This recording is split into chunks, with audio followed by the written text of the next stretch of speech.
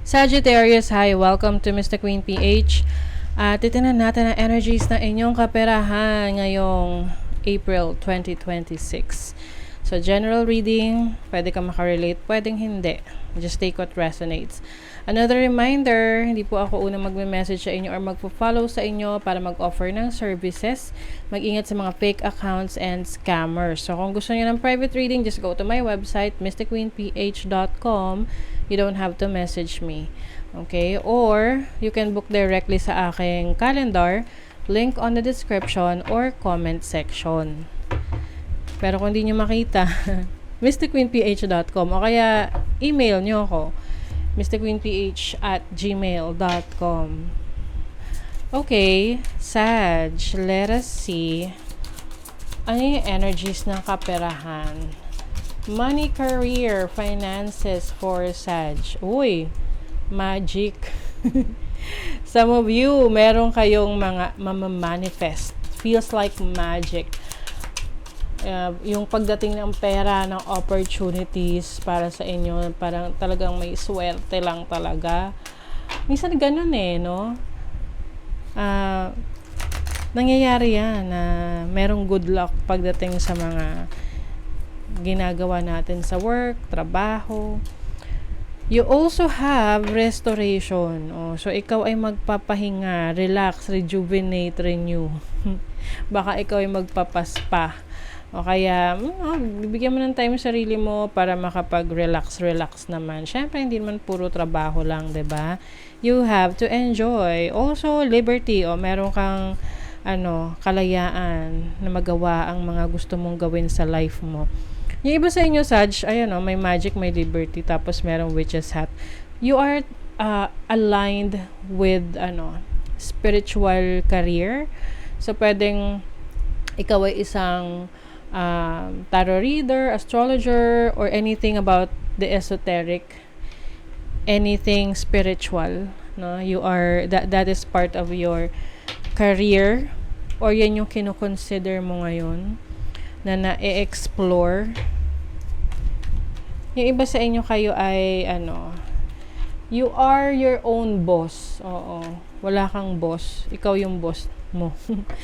Justice, Libra energy, you have the strength. Okay, mga major arcanas. Wow.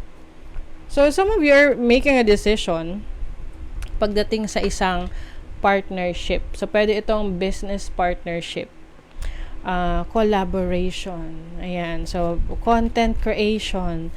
You are focusing on your passion.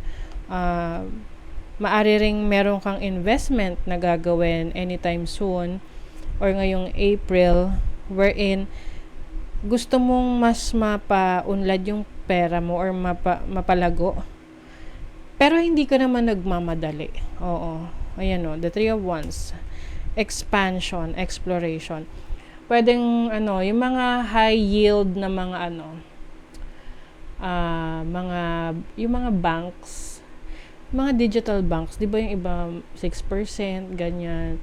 Or anything na pwedeng sa land. Yung iba sa inyo, mag-invest kayo sa lupa, real estate, ayan, rentals, ayan. Possible rin, meron sa inyong asikasuhin pagdating sa pag-abroad. Baka kayo ay nagbabalak dyan na mag-abroad, magre-renew kayo. May recontract dito for some of you sa trabaho nyo. Don't fear failure, but be afraid of regrets. Diba? Your worries are blocking your success. Remind yourself of your greatness and stay optimistic. Ang mga Sagittarius, very optimistic yan. So, hindi daw kayo matatakot na mag-fail. Ang mas nakakatakot ay yung may regrets ka na hindi mo ginawa yung gusto mo sanang i-explore. Ayan kasi yung career mo, trabaho or business mo is going to change. May transformation, Change is coming for a brand new you. Embrace the transformation to enjoy the process. Sometimes change is uncomfortable but worth it. Totoo naman. 'Di ba? Sa una parang mahirap. Kasi nga may nagbabago, 'di ba? Minsan kadalasan, hindi siya komportable kasi nga hindi ka na sanay, hindi ka na pamilyar sa pagbabago. So, pag may nagbago, minsan, kadalasan, hindi siya komportable.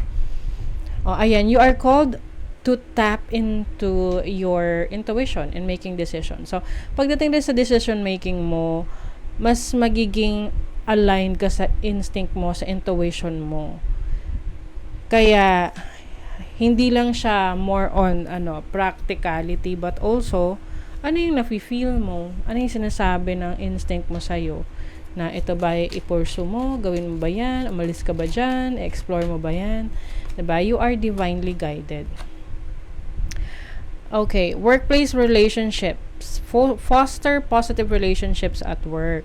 Ayan, so may pakikisama. Magkakaroon ka ng pakikisama sa mga katrabaho mo, mga ka-deal mo, ka-business deal mo, ka-business partners mo, kung sino man yung mga nakakasama mo for a project or business or sa trabaho.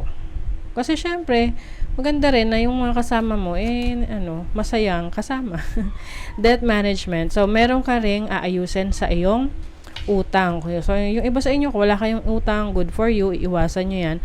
But, kung meron na kayong utang, i-control nyo na yan. I-monitor nyo na. Oo. At, para totally maka-recover na kayo dyan. Okay? So, that is your reading, Sagittarius. Thank you so much. See you again.